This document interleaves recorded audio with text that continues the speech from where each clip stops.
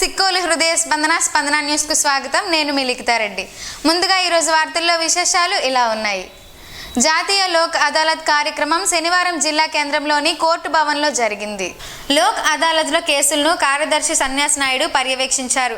ఈ సందర్భంగా ఆయన మాట్లాడుతూ జిల్లా వ్యాప్తంగా 17 బెంచ్లను ఏర్పాటు చేసినట్లు చెప్పారు. జిల్లా కేంద్రంలో 7 బెంచ్లు, అలాగే జిల్లాలోని ప్రతి కోర్టు ప్రాంగణంలో కూడా బ్రాంచ్ ఏర్పాటు చేసినట్లు తెలిపారు. ఈ రోజు జిల్లా కేంద్రంలో 50కు పైగా కేసులు రాజీ అవుతున్నాయని చెప్పారు. జాతీయ లోక్ అదాలత్కు జిల్లాలో అపూర్వ స్పందన వస్తుందని అన్నారు. జాతీయ లీగల్ సెల్ అథారిటీ ఆదేశాల మేరకు నిర్వహిస్తున్నట్లు చెప్పారు.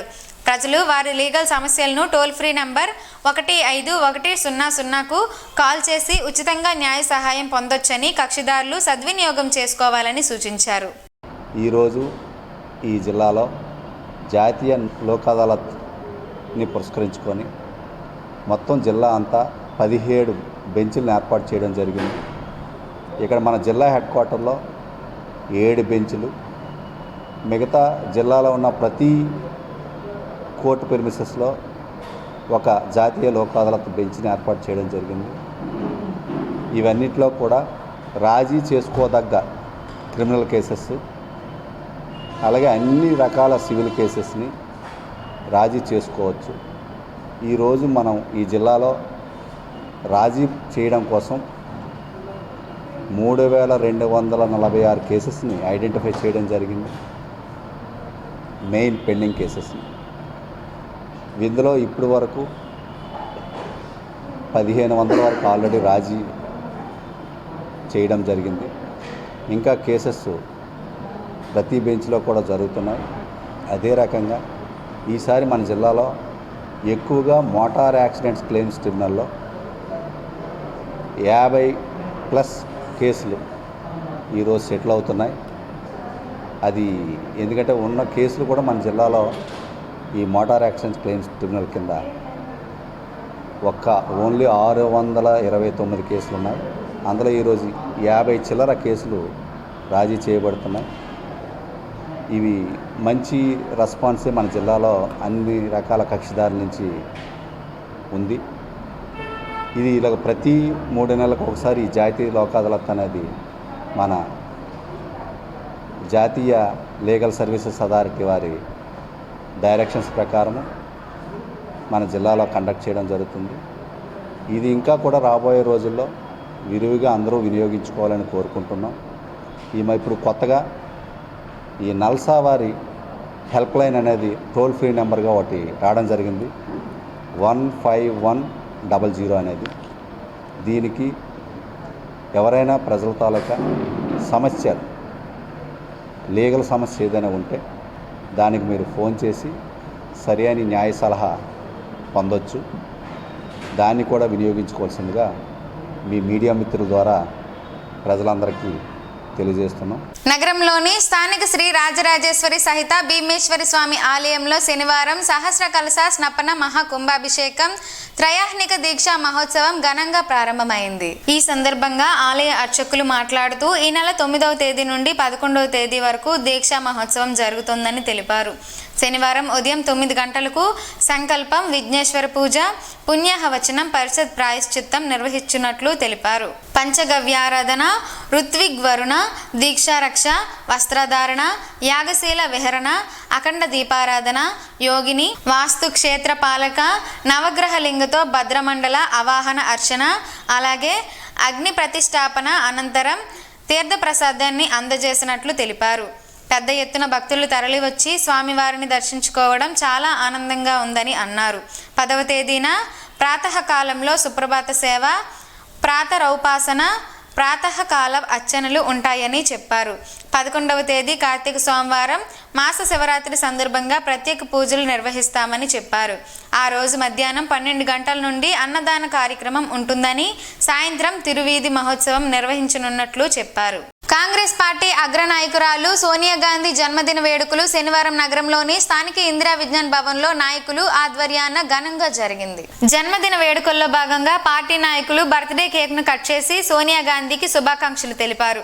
అనంతరం పేదలకు దుప్పట్లు పండ్లను పార్టీ నాయకురాలు బొడ్డేపల్లి సత్యవతి చేతుల మీదుగా పంపిణీ చేశారు. ఈ సందర్భంగా ఆమె మాట్లాడుతూ దేశ ప్రధానిగా చేసే అవకాశం వచ్చినప్పటికీ తృణప్రాయంగా విడిచిపెట్టిన త్యాగశీలి సోనియా గాంధీ అని చెప్పారు. చిన్న చిన్న పదవుల కోసమే విలువలు పాటించని వారున్న ఈ రోజుల్లో ప్రధాని పదవిని సైతం త్యజించడం తమకెంతో స్ఫూర్తిదాయకం అని చెప్పారు. కాంగ్రెస్ పార్టీ బలోపేతానికి ఆమె అలుపెరగని పోరాటం చేస్తుందని, కాంగ్రెస్ పార్టీతోనే దేశాభివృద్ధి అని తెలిపారు. భారతదేశానికి పునాది వేసిన రాజీవ్ గాంధీ గారి సతీమణి, అలాగే క్రమశిక్షణ, పట్టుదల, విప్లవాత్మకమైన నిర్ణయాలు తీసుకొని ఉక్కు మనిషిగా ప్రపంచ దేశాల్లోనే పేరు పొందిన మన ఇందిరమ్మ తాలూకా కోడలు. నిజంగా త్యాగశీలి, సహనశీలి ఆవిడ. ఈ రోజుల్లో రాజీవ్ గాంధీ గారు చనిపోయిన తర్వాత నాకు ఈ రాజకీయాలు వద్దని చెప్పి ఆవిడ దూరంగా వెళ్ళిపోయారు. కానీ కాంగ్రెస్ పార్టీ పరిస్థితి చూసి పెద్దలందరూ పిలిచిన తర్వాత మళ్ళీ ఆవిడ రాజకీయాల్లోకి వచ్చి పార్టీని ఒక వెలుగు వెలిగించారు. 2 సార్లు ప్రధానమంత్రి అయ్యే అవకాశం కూడా వచ్చింది ఆవిడకి. కానీ ఒక మహిళ సోనియా గాంధీ ప్రధానమంత్రి అయితే గుండు గీయించుకుంటానన్న ఎవరో మీకు అందరికీ తెలిసిందే, చెప్పవసరం లేదు. అంటే దేశానికి, తన అత్తవారి కుటుంబానికి చెడ్డ పేరు రాకూడదని ప్రధానమంత్రి పదవిని కూడా త్యాగం చేశారు. ఆ రోజుల్లో ఆవిడ ప్రధానమంత్రి చేస్తే ఎవరూ కాదనరు. ఈ రోజుల్లో చిన్న చిన్న పదవుల కోసమే ఎంతకైనా దిగజారిపోయే పరిస్థితుల్లో ఆవిడ అత్యున్నతమైన ప్రధానమంత్రి పదవిని త్యాగం చేశారు. ఆవిడ మనందరికీ ఆదర్శవంతురా. అలాగే తన మీద ఎన్ని విమర్శలు వచ్చినా సరే అలాగే భారతదేశ సంస్కృతికి కట్టుబడి పార్టీకి విధేయతగా కుటుంబానికి పేరు తెచ్చే విధంగా ప్రవర్తిస్తున్న సోనియా గాంధీ మనందరికీ ఆదర్శం. అంబటి కృష్ణ మాట్లాడుతూ జాతీయ పార్టీ అయిన కాంగ్రెస్తోనే మన రాష్ట్రానికి ప్రత్యేక హోదా లభిస్తుందని తెలిపారు. సంక్షేమంతో పాటు అభివృద్ధి చేయగల సత్తా కాంగ్రెస్ పార్టీకే ఉందని తెలిపారు. ఈ కార్యక్రమంలో పార్టీ నాయకులు దేశల్ల గోవిందమల్లిబాబు, కేవీఎన్ఎల్ ఈశ్వరి, రల్ల సురేష్, నాగభూషణం తదితరులు పాల్గొన్నారు. కాంగ్రెస్ పార్టీ నాయకులు పూర్తి అవినీతిలో కూరుకుపోయారని బీజేపీ శ్రీకాకుళం జిల్లా అధ్యక్షుడు బిర్లంగి ఉమామహేశ్వరరావు ఆరోపించారు. ఈ మేరకు శనివారం సాయంత్రం స్థానిక 7 రోడ్ల కోడెల వద్ద కాంగ్రెస్ పార్టీ నాయకులు అవినీతికి నిరసనగా బీజేపీ శ్రీకాకుళం శాఖ ఆధ్వర్యంలో నిరసన ధర్నా చేపట్టారు. అవినీతి కాంగ్రెస్ సంస్కృతిని అరికట్టాలంటూ నినాదాలు చేశారు. ప్రజలంతా గమనించాలని, అవినీతి పరులు ఆట కట్టించేందుకు ప్రభుత్వానికి సహకారం అందించాలని జిల్లా అధ్యక్షుడు ఉమామహేశ్వరరావు కోరారు. ప్రధాని మోడీ అవినీతిపై యుద్ధం చేస్తున్నారని, అవినీతి పరులను వదిలే ప్రసక్తే లేదని, వారి నుండి సొమ్మును రాబట్టే ప్రజా సంక్షేమానికి ఖర్చు చేస్తారని తెలిపారు. కాంగ్రెస్ పార్టీ నాయకులు ధీరజ్ సాహు వద్ద అవినీతి డబ్బు 200 కోట్లకు పైగా పట్టుబడిందని, అంటే ఆ పార్టీ నాయకులు ఎంత మొత్తంలో సొమ్మును దాచుకున్నారో ప్రజలంతా అర్థం చేసుకోవాలని అన్నారు. అంటే ఈరోజు కాంగ్రెస్ వాళ్ళ తాలూకా రాహుల్ గాంధీ ప్రేమతో చూస్తానని చెప్పి అంటున్నటువంటి కాంగ్రెస్ నాయకుల ఇళ్లలో ఇంకా ఎన్ని కట్లు ఉన్నాయో అవినీతి కట్లని ఈరోజు భారతదేశం మొత్తం కూడా నివ్వెరపోయినటువంటి పరిస్థితి ఏర్పడింది. ఒక 2 మిషన్లు లెక్కించలేక ఇరిగిపోయినటువంటి పరిస్థితి గమనించాలని చెప్పి ఈ సందర్భంగా కోరుతున్నాను. మోడీ గారు ఒకటే గ్యారంటీ ప్రజలకు ఇవ్వడం జరిగింది. ఎవరైతే అవినీతి సొమ్ము వాళ్ళ దగ్గర పేరుకుపోతుందో దాన్ని వెలికి తీసే గ్యారంటీ నేను ఇస్తున్నానని చెప్పి ప్రజలకు ఆయన ఘంటాపథంగా ఆయన హామీ ఇవ్వడం జరిగింది. ఆ హామీని ఈరోజు నిలబెట్టుకోవడం ప్రజలకి ఎంతో అవసరం కాబట్టి ఎట్టి పరిస్థితుల్లో కూడా హామీని నిలబెట్టుకునేందుకే ఆయన ప్రయత్నం చేస్తున్నారు. అందులో భాగంగానే ఈరోజు ధీరజ్ సాహు ఇంట్లో దొరికినట్టు అవినీతి కట్టలు, ఇలాంటి అవినీతి కట్టలు రాహుల్ గాంధీ ప్రేమ సమాజంలో ఉన్నటువంటి నాయకుల్లో ఇళ్లలో ఎన్ని ఉన్నాయని చెప్పి ఇంకా ప్రజలు ఆలోచన చేస్తున్నారు, ఆసక్తిగా చూస్తున్నారు. మోడీ గారి మీద ఉన్నటువంటి ఆ భరోసా, మోడీ గారు ఇచ్చినటువంటి ఆ గ్యారంటీ ప్రజలు ఖచ్చితంగా దాన్ని తీసుకొచ్చి ప్రజలకి సంక్షేమ రూపంలో, సంక్షేమ పథకాల రూపంలో, అంత్యోదయ రూపంలో ప్రతి ఒక్కరికి కూడా సంక్షేమ పథకం అందుబాటు అయ్యేలాగా మోడీ గారి పరిపాలన సాగించడం కోసం, ఇలాంటి అవినీతి పరులను ఎట్టి పరిస్థితుల్లో కూడా ఉపేక్షించేది లేదని చెప్పడం కోసం ఈరోజు దేశవ్యాప్తంగా ధర్నాలు, కాంగ్రెస్కి వ్యతిరేకంగా, కాంగ్రెస్ ఎంపీలు ఇంట్లో దొరికినటువంటి నోట్ల కట్టలకు వ్యతిరేకంగా, అవినీతి వ్యతిరేకంగా మీ ధర్నా కార్యక్రమం చేపట్టడం జరిగింది. పైడి వేణుగోపాలరావు మాట్లాడుతూ స్వచ్ఛమైన సంక్షేమ పాలన బీజేపీతోనే సాధ్యమని, అవినీతి పరుల ఆట కట్టించేది మోడీ అని, మరోసారి ప్రధానిగా ఆయన హ్యాట్రిక్ సాధిస్తారని జోస్యం పలికారు. ఏదైతే గతంలో తమిళనాడులో కానీ కర్ణాటకలో కానీ ఉత్తరప్రదేశ్లో కానీ అనేక వందల కోట్ల రూపాయలు మన కాంగ్రెస్ పార్టీ ఎంపీలు నాయకులలో దొరకడం జరిగింది. అదేవిధంగా ఈరోజు ధీరజ్ సాహు ఇంట్లో కూడా 200 కోట్లు పైచీలకు ఇంకా సుమారు 500 కోట్ల రూపాయల వరకు అవకాశం ఉంటుందని చెప్తున్నారు. అదే గోల్డ్ కూడా చాలా వరకు దొరికిందని ఊహాగానాలు వస్తున్నాయి. అందువల్ల ప్రతి ఎంపీ కూడా కాంగ్రెస్ ఎంపీ ఇంట్లో కూడా ఇలాంటి ఎన్నో కోట్లు ఉంటాయి. దీనికి కూడా రాహుల్ గాంధీ ఖాతాలో కూడా కొన్ని కోట్లు వెళ్ళి ఉంటాయి. అందువల్ల కాంగ్రెస్ పార్టీ కాంగ్రెస్ నాయకులు పూర్తి అవినీతిమయంలో కూరుకుపోయారు. ఇంతవరకు కూడా గత 9 సంవత్సరాల్లో కూడా భారతీయ జనతా పార్టీ ఎంపీలు కానీ ఎన్డీఏ ఎంపీలు కానీ ఒక్క అవినీతి ఆరోపణ లేకుండా 9 సంవత్సరాలు పరిపాలన జరిగింది. ఇదే స్ఫూర్తి కూడా రాబోయే ఎన్నికల్లో కూడా మొన్న జరిగినటువంటి 3 రాష్ట్రాల్లో కూడా ఎటువంటి అవినీతి లేకపోవడం వల్ల అభివృద్ధి నిదానంతోనే పనిచేయడం జరిగింది. అందువల్ల 3 రాష్ట్రాలు కూడా భారతీయ జనతా పార్టీ అత్యధిక స్థానాలతో గెలిపించడం జరిగింది. ఈ కార్యక్రమంలో పార్టీ నాయకులు పూడి తిరుపతిరావు, శవ్వాన ఉమామహేశ్వరి, అట్టాడ రవిబాబ్జీ, పొందూరు అప్పారావు తదితరులు పాల్గొన్నారు. ఈ నెల 25వ తేదీ నుండి 31వ తేదీ వరకు ఆదిత్యుని సన్నిధిలో గల వైజయంతి ఉత్సవ వేదికలో సంగీత, నాటక, నాదస్వర కచేరీ కార్యక్రమాన్ని దేవస్థానం శ్రీ సుమిత్ర కళా సమితి సంయుక్త ఆధ్వర్యంలో నిర్వహించనున్నట్లు ఆలయ ఈవో హరిసూరి ప్రకాష్ తెలిపారు. ఈ మేరకు శనివారం సూర్యనారాయణ స్వామి ఆలయంలో అనివెట్టి మండపంలో ఈ కార్యక్రమానికి సంబంధించి ఆహ్వాన పత్రికను ఈవో హరిసూర్య ప్రకాష్, అధ్యక్షుడు ఇప్పిలి శంకర్ శర్మ పాలక మండలి సభ్యులతో కలిసి ఆవిష్కరించారు. ఈ సందర్భంగా ఈవో మాట్లాడుతూ ఈ కార్యక్రమానికి ముఖ్య అతిథిగా రెవెన్యూ శాఖ మంత్రి ధర్మాన ప్రసాదరావు పాల్గొంటారని తెలిపారు. శ్రీ సుమిత్ర కళా సమితి సభ్యులచే కన్యాశుల్కం నాటకం ప్రదర్శన ఉంటుందని చెప్పారు. లలిత కళలో సంబంధించినటువంటి రూపాలను ప్రదర్శించడం అనేది జరుగుతుంది. అందులో భాగంగా మన వైజయంతి ఉత్సవ వేదిక వద్ద ఇంద్రపుష్కరం దగ్గర ఉన్నటువంటి వైజయంతి ఉత్సవ వేదిక వద్ద సాయంత్రం 5:30-6 గంటల నుండి ప్రతి రోజు కార్యక్రమం ప్రారంభమవుతుంది. ఈ కార్యక్రమాలు వచ్చినటువంటి భక్తులకు, అదేవిధంగా ఎంతోమంది కళాకారులకు పుట్టినిల్లు అయినటువంటి ఈ శ్రీకాకుళం జిల్లాలో ఉన్నటువంటి కళాభిమానులందరికీ కూడా ఈ డిసెంబరు మాసాంతము ఈ 7 రోజుల పాటు ఈ కార్యక్రమాలు ఎంతో అలరిస్తాయని చెప్పడంలో సందేహం లేదు. దాంట్లో భాగంగా ఈ సుమిత్ర కళా సమితి వారు ఎప్పుడు కూడా చేసేటువంటి ఈ సాంస్కృతిక సేవా కార్యక్రమాల్లో భాగంగా వీటిని మన సూర్యనారాయణ స్వామి దేవస్థానంలో వేదిక మీద వీటిని ప్రదర్శింపజేయటము చాలా ముదావహం. దీనికి సంబంధించి మొత్తం అందరూ కూడా భక్తులు, కళాకారులు, కళాభిమానులు అందరూ కూడా ఈ తారీఖుల్లో మీరు మీ అభిరుచులకు తగ్గట్టుగా వీలు చూసుకుని వచ్చి సందర్శించగలరనేసి ఆశిస్తున్నాము. అధ్యక్షుడు ఇంపిలి శంకర్ శర్మ మాట్లాడుతూ 7 రోజుల పాటు కార్యక్రమాలు ఉంటాయని, సంగీత, గాత్ర కచేరీ, నాదస్వర కచేరీలతో పాటు పలు నాటికలను ప్రదర్శించనున్నట్లు తెలిపారు. శ్రీలంక దేశ నాదస్వర విద్వాంసులచే ప్రత్యేక నాదస్వర కచేరీ కార్యక్రమాన్ని నిర్వహిస్తున్నట్లు చెప్పారు. సూర్యనారాయణ స్వామి దేవస్థానం ఆవరణలో ఇంద్రపుష్కరిణి దగ్గర వైజయంతి కళామండపం దగ్గర ఈ నెల డిసెంబర్ 25 నుంచి 31 వరకు పురాతనమైన నాటకాలు, అట్లాగే కన్యాశుల్కం నాటకం 25 ఉంటుంది. అలాగే ఎన్సిఆర్ కృష్ణమాచార్యులని ఆయన వైలిన విద్వాంసులు, ఆయన శతజయంతి ఉత్సవాలు జరుగుతున్నాయి. ఆ సందర్భంగా విజయవాడ వాస్తవ్యులైన ఈ కృష్ణమాచార్యులు గారు 2 కచేరీలు వారు పెట్టినారు. ఆ తర్వాత రామాంజన యుద్ధం, అలాగే సత్యహరిశ్చంద్ర, తర్వాత కృష్ణ రాయబారం అనే నాటకం ఉంటుంది. ఈ 3 నాటకాలు అయిన తర్వాత 31వ తారీఖు నాడు శ్రీలంక దేశస్థులైన మురుగన్, కుమరన్ అనే 2 విద్వాంసులు, నాదస్వర విద్వాంసులచే, అది అత్యంత ప్రపంచ ప్రఖ్యాతిగాంచిన 2 విద్వాంసులు వారు ఇక్కడికి వచ్చినారు మన శ్రీలంక నుంచి. ఈ అరసవిల్లి దేవాలయంలో ఈ మండపంలో కళావేదిక దగ్గర రాత్రి 9 గంటల నుంచి ఉదయం 4 గంటల వరకు వాళ్ళ కచేరీ ఉంటుంది. భక్తులందరూ కూడా విచ్చేసి ఆ కార్యక్రమాన్ని జయప్రదం చేయవలసిందిగా కోరుతున్నాం.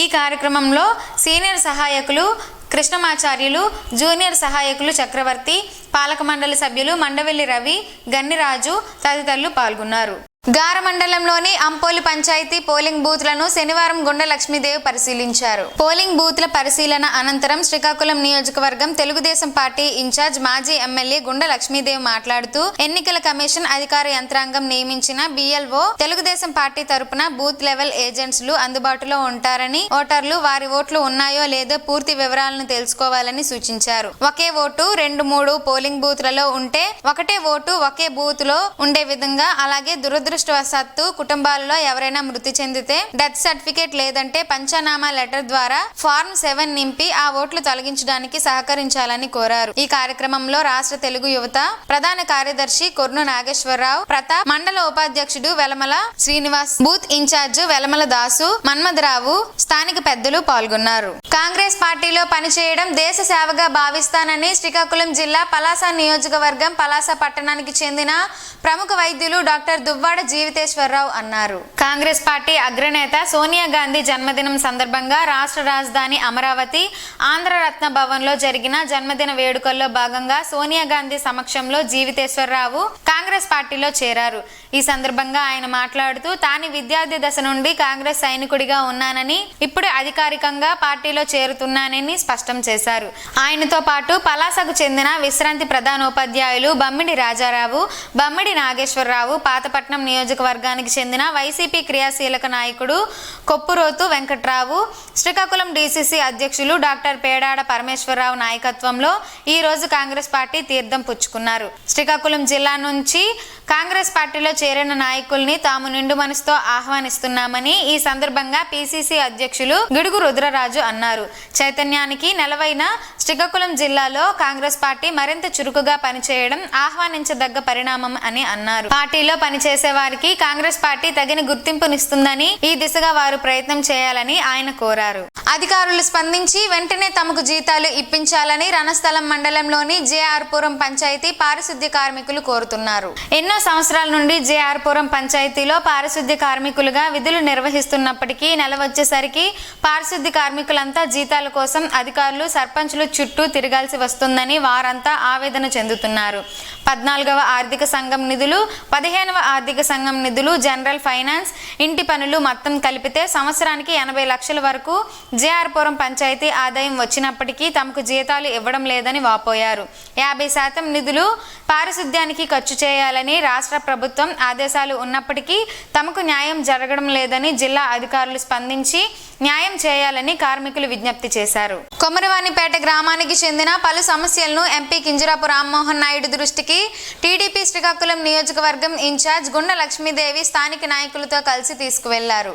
ఈ సందర్భంగా ఎంపీ కింజరాపు రామ్మోహన్ నాయుడును ఆయన క్యాంపు కార్యాలయంలో కలిసిన సందర్భంగా ఆయన సానుకూలంగా స్పందించి సమస్యల పరిష్కారానికి పూర్తి స్థాయిలో కృషి చేస్తానని భరోసా కల్పించారు. రానున్న సార్వత్రిక ఎన్నికల్లో టీడీపీ గెలిపే లక్ష్యంగా పనిచేయాలని, ఎలాంటి అశ్రద్ధ, నిర్లక్ష్యం వద్దని హెచ్చరించారు.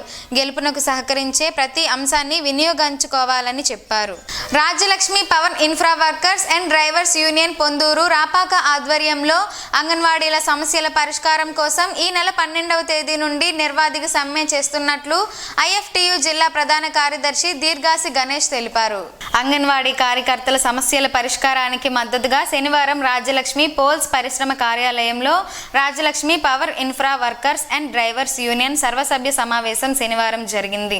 ఈ సందర్భంగా అంగన్వాడీల సమ్మెకు సంబంధించి కరపత్రాలను ఆవిష్కరించారు. ఈ సందర్భంగా గణేష్ మాట్లాడుతూ రాష్ట్రంలో అంగన్వాడీలకు తెలంగాణ కన్నా అదనంగా వేతనాలు పెంచుతామన్న ముఖ్యమంత్రి హామీ నీటి మీద రాతలుగా మిగిలిందని ఆవేదన వ్యక్తం చేశారు. అంగన్వాడీ వర్కర్లు, హెల్పర్లు, మినీ వర్కర్లను ప్రభుత్వ ఉద్యోగులుగా గుర్తించాలని, కనీస వేతనం 26,000 రూపాయలు ఇవ్వాలని అన్నారు. 2002లో సుప్రీంకోర్టు అంగన్వాడీలకు గ్రాడ్యుటీ అమలు చేయాలని ఇచ్చిన తీర్పు నేటికి మన రాష్ట్రంలో అమలు చేయడం లేదని, వెంటనే అమలు చేయాలని డిమాండ్ చేశారు.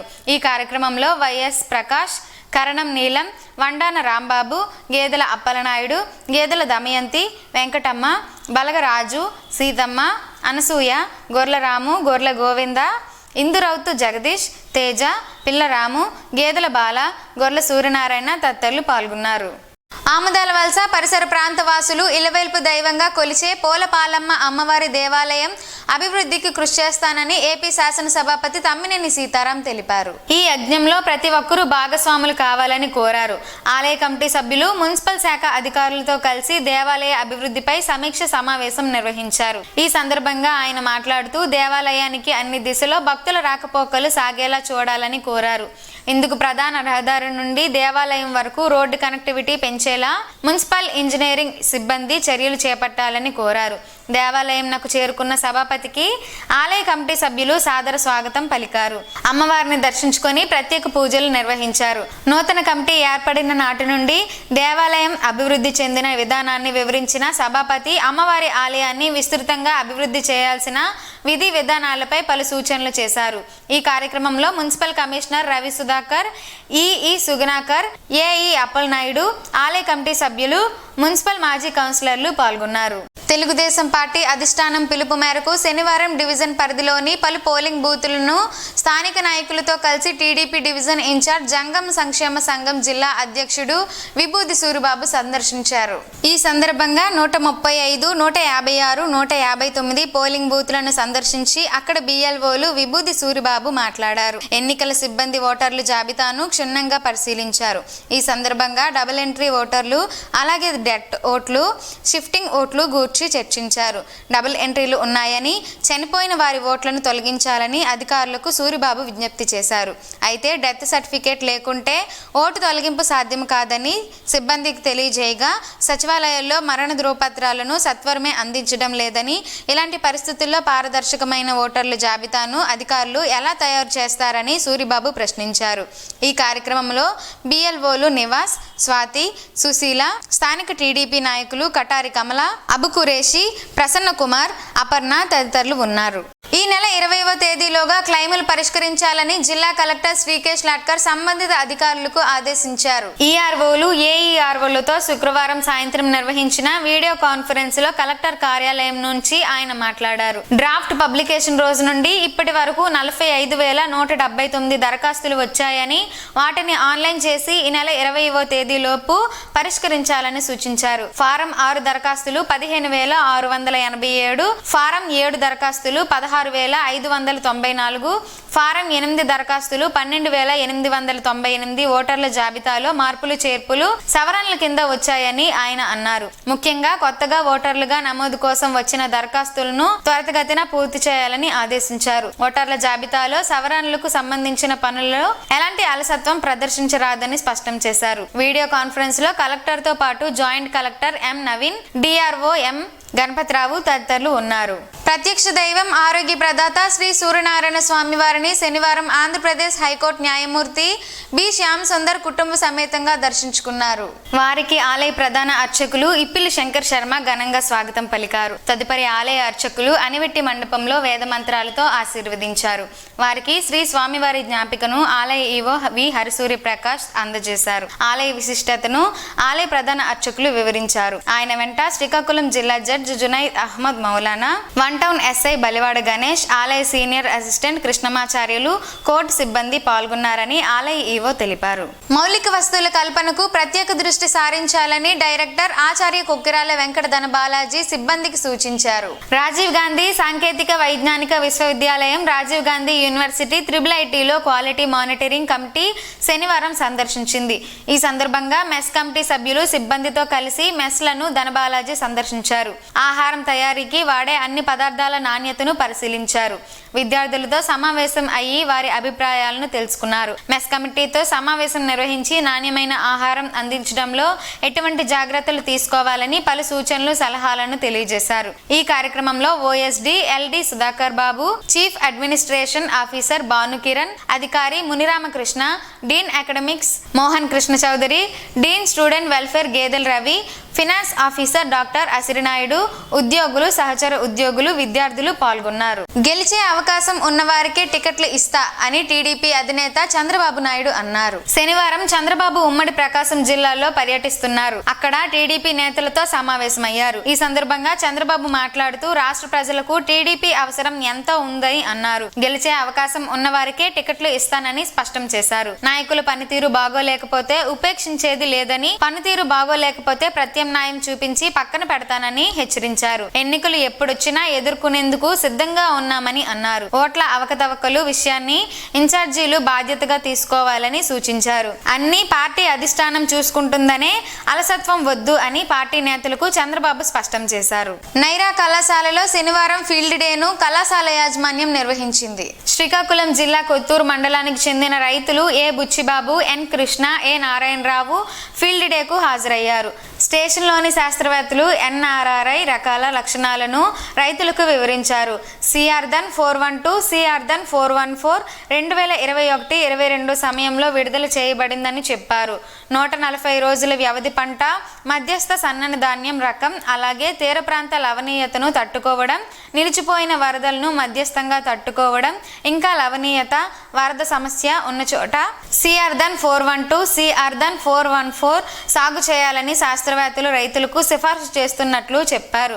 ఈ ఫీల్డ్ డేలో సిఆర్ధన్ 402, సిఆర్ధన్ 403, సిఆర్ధన్ 406, సిఆర్ధన్ 412 రకాలను రైతుల కోసం ప్రదర్శించారు. ఈ కార్యక్రమంలో doctor Kiran Gandh, B Gayathri, B doctor Shyam తదితరులు పాల్గొన్నారు. ఎంసెట్లో పాస్ అయినా లేదా నీట్ పరీక్ష రాసిన పేద విద్యార్థులకు బీఎస్సీ నర్సింగ్ కోర్సులో అడ్మిషన్లు ఉచితంగా కల్పిస్తున్నట్లు Bolin med skills executive director CH Nageswararao తెలిపారు.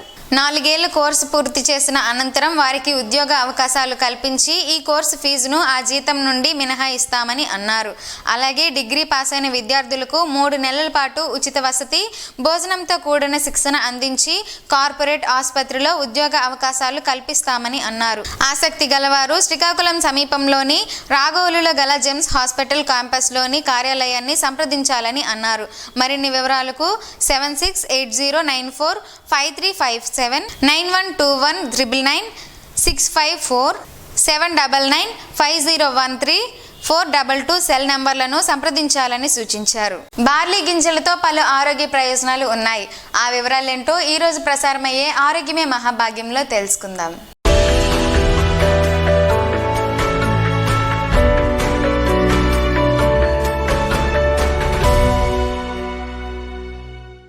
బార్లీ గింజలు, వీటి గురించి పరిచయాలు చేసుకోవడం అవసరం లేదు. ముఖ్యంగా వేసవికాలంలో ఎండతాపాన్ని, నీరసాన్ని తీర్చుకునేందుకు బార్లీ వాటర్ తాగుతుంటారు. కానీ సమ్మర్లోనే కాదు, ఏ సీజన్లో అయినా బార్లీ గింజలను ఉపయోగించవచ్చు. అధిక ప్రోటీన్, ఫైబర్ పుష్కలంగా ఉండే బార్లీ గింజలు ఆరోగ్యానికి ఎంతో మేలు చేస్తాయి. ముఖ్యంగా ప్రతిరోజు బార్లీ గింజలతో తయారు చేసిన టీ 1 కప్పు తాగితే ఎన్నో జబ్బులకు దూరంగా ఉండొచ్చు. బార్లీ గింజలను లైట్గా డ్రై రోస్ట్ చేసి పౌడర్లా తయారు చేసుకోవాలి. అనంతరం బౌల్లో 1 గ్లాస్ వాటర్కు 1 స్పూన్ బార్లీ గింజల పొడి వేసి బాగా మరిగించాలి.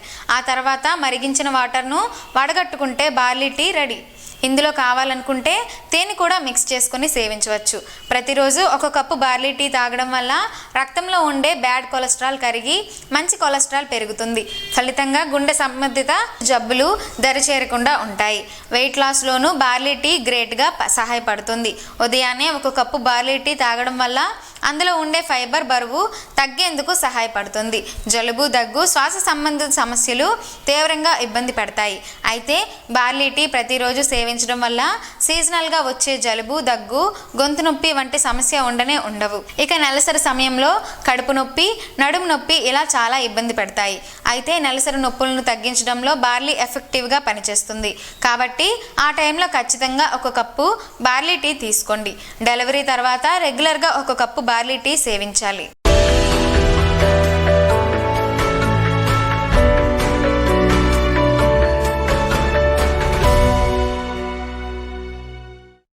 ఈనాటి వార్తల్లో ఒక మంచి మాటను విందాం, ఆచరిద్దాం. సమాజ శ్రేయస్సుని కాంక్షించే మహనీయుల మాటల్లోంచి ఈరోజు. జీవనం గమనం గమ్యం. ఋషి చింతన. త్యాగం అనేది సత్యం యొక్క ద్వారాలను తెరుస్తుంది. విశ్వాసం అనేది సత్యం యొక్క అనుభూతిని నీ ముంగిట నిలుపుతుంది. ప్రశ్నించేవాడు ఆ క్షణం మూర్ఖుడు, కాని తనను తాను ప్రశ్నించుకోలేనివాడు కలకాలం మూర్ఖుడు. ఓం శ్రీ గాయత్ర్యై నమః. స్పందన ప్రేక్షకుల కోసం స్పందన న్యూస్ ఇప్పుడు యూట్యూబ్లో అందుబాటులో ఉంచడమైంది. SDV స్పేస్ స్పందన అని టైప్ చేసి వీక్షకులు తమ అనుకూల సమయంలో న్యూస్ను వీక్షించగలరు. ఈ వార్తలు ఇంతటితో సమాప్తం. మరలా ప్రసారమయ్యే స్పందన న్యూస్లో కలుసుకుందాం. అంతవరకు సెలవు. నమస్కారం. మీ మాటే మా బాట.